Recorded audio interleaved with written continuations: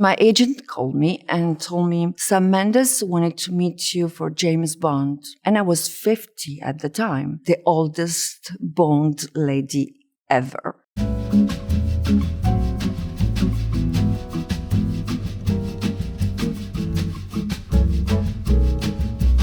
Hi, I'm Monica Bellucci, and this is the timeline of my career. Obviously, Henry has talked to us about your marriage. How you wish you had married a younger man, someone closer to your own age, like Paco. You're saying Henry is jealous of my sister's husband? Are you having an affair with Paco? Am I on trial now? No. I was working in fashion business and Roman Coppola saw pictures of me and I met Francis Ford Coppola and I was in Dracula. It was my first cameo, but it was so important for me because I realized that I wanted to be an actress. And then I went back to Rome and I started acting lessons, and then I was in my first American film with a bigger role, of course. I was in Under Suspicion with Morgan Freeman and Gene Hackman. So I went to Los Angeles and they were so nice, so generous, and I felt completely welcome to the project.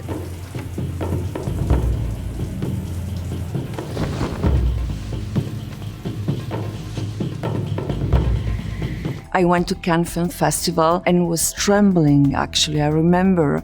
And Gene Hackman touches me and he told me, oh, you don't have to feel like that. I mean, you have to be relaxed. Just go. And so he gave me the courage. Se vuoi essere uno di noi, ci stai temuto, e te lì.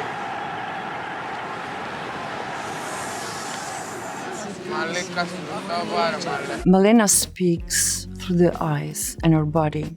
It's a lot about the body language. And the body for actors is really an instrument how to connect with the others. And in this film, it's really about that. Tornatore knew me because we did a commercial together. And at that time, he told me, I have a story in my mind. And if one day I'm going to make this movie, it's going to be with you. And he called me like 3 years later. And he told me, do you remember this project? Maléna, I want to make it. And we were shooting in Sicily for a few months. And I love Sicily because I think that in Italy, without Sicily, we don't have cinemas.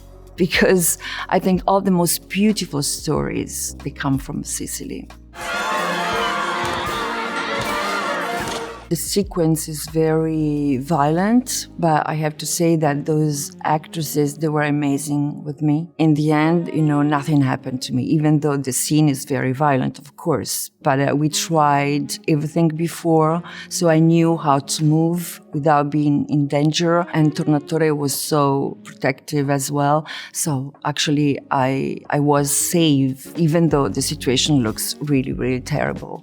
But it gives the strength to the story. And this woman, Maléna, she's in a situation where the women hate her because she provoked desire, and even the men, they don't protect her. And there is this scene that is so famous, when she smokes a cigarette and all the men come closer, and actually it's just about desire, nothing to do with love.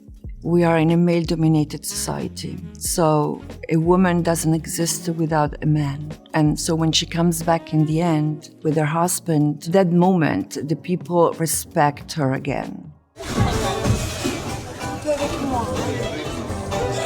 Je te regarde, le fond et la forme. Je me rappelle, on a souvent parlé de ça. Doucement, doucement. J'ai dans la joie avec ça. Irréversible is the most violent film I ever made. At the same time, it's also very poetic.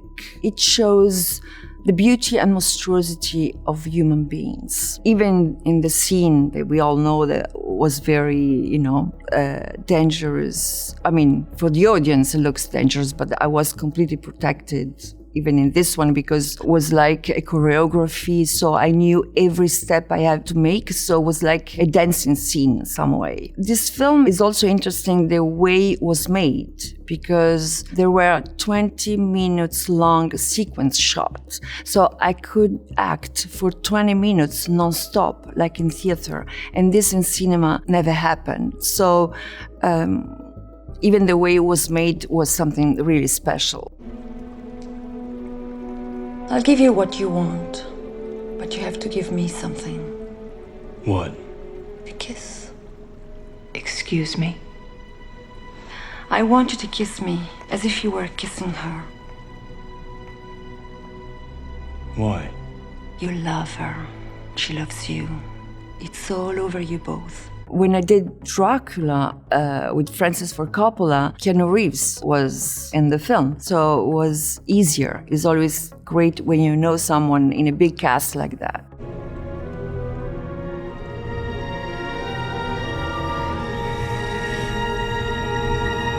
I felt more secure, because I knew him already, and he was very nice, very generous, and it was an experience. And Carrie-Anne Moss, she was so protective with me, and I was in Matrix Reloaded and Matrix Revolution. So they all knew each other, so I was a new one. Persephone, she comes from a Greek mythology. In the Greek mythology, she's between hell and human beings. She had to be secretive, mysterious, dangerous. At the same time, she needs love. She wants to feel sensuality. So I had to play this character in a very elegant way.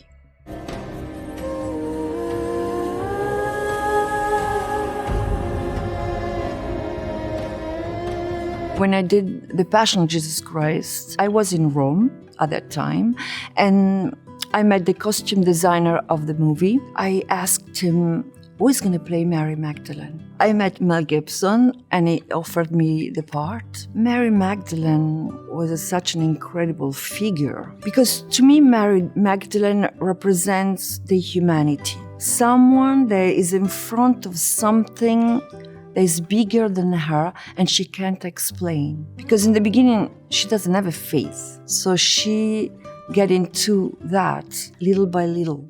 So to me, Mary Magdalene was such an interesting role because she represents the human condition. What a lovely view. You're wasting your time. There are 100 more that will come after me. All you buy me is 5 minutes. Excellent. Time for a drink. To be in a Bond movie is almost a secret dream for many actresses. And what happened to me was so funny, because my agent called me and told me, Monica, do you want to laugh? Sam Mendes wanted to meet you for James Bond. And I was 50 at the time. So I said, but he wants to meet me for M? I was, because of course I was so happy to play M. I have so much respect for Dame Judi Dench. But he told me no, he wanted to meet you for a James Bond girl. Donna Lucia Shara, the oldest Bond lady ever. Ben, you're obviously crazy, Mr. Bond. James Bond. To be in the movie, for me, at my age, was a kind of revolutionary. And it was, because this subject came out all the time. It was really something new that a mature woman could be close to James Bond. Also because Daniel Craig is younger than me, in reality. It proves that things are changing and we are in a new era, and women have such an impact in society, and I think it's an example, this movie. The pasta was overcooked by at least 3 minutes. 4.5. Well, I'm not here to conduct your cooking. And if my singing is overcooked? I will never allow that. Never. You want to talk about the blood? Well, my heart, it has been bleeding for a while. And I think your voice is the only thing that can save it. Mozart in the Jungle is my first TV series, and Roman Coppola produced this TV series. So it was such a beautiful coincidence to get in touch with him for the second time. In this TV series, I had to play an opera singer, completely obsessed with her voice, and she has this passionate love for a man that is younger than her, played by Garcia Bernal. He's a conductor. I had to sing in many different languages, so in German, Italian, English, and my sing had to be perfect. So I had to work very hard for this role.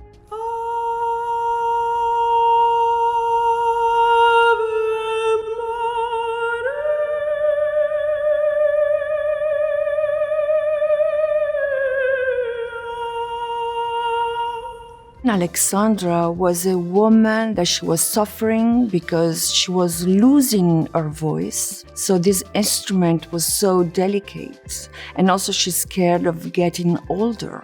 At the same time, what saves her that she's very childish. And she comes out of the tragedy.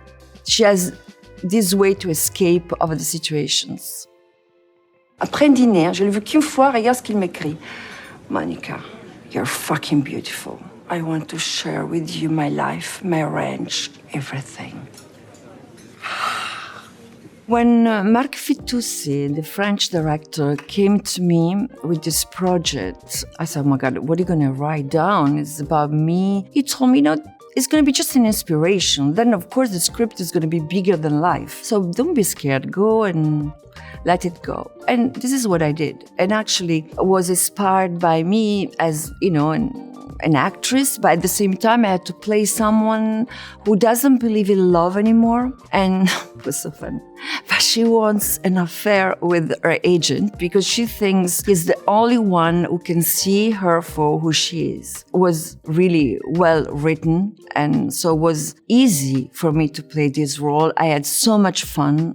And also I was happy because I didn't have so many chances to play in comedies. You know when you see all those films that we are talking about, and Maléna, Under Suspicion, and Irréversible, they're all so dramatic. So for me, it was so refreshing to be in a movie that was a comedy. Tu cuisines? Ouais, je me débrouille, ouais.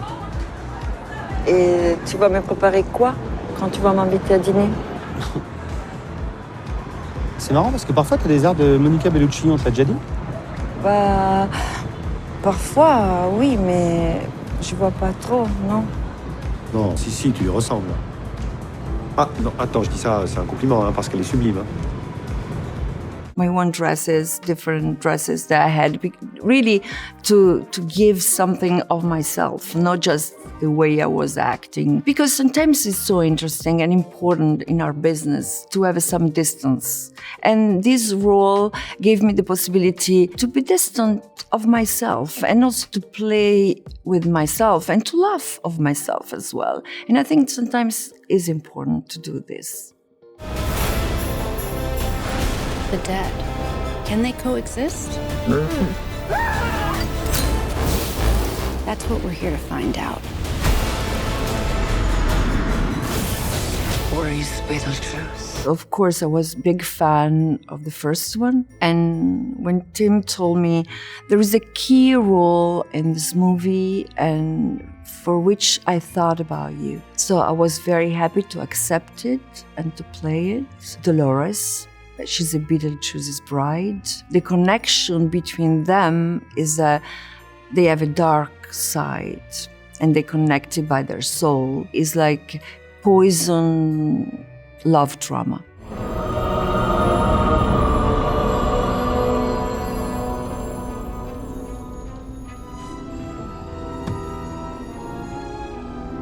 Soon, my beloved, soon.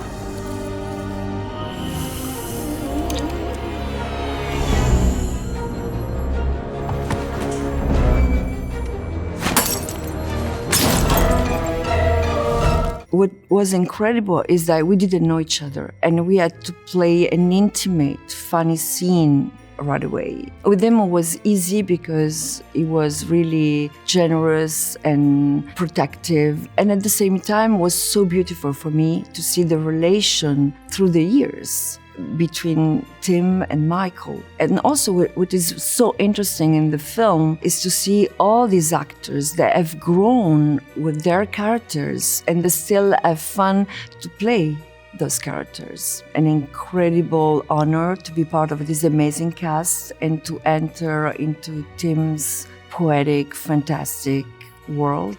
There is so much substance for an actor in his fairy tales. It's the passion that drives you. And I believe in synergy. I mean, if you want something and you fight for, things are going to happen.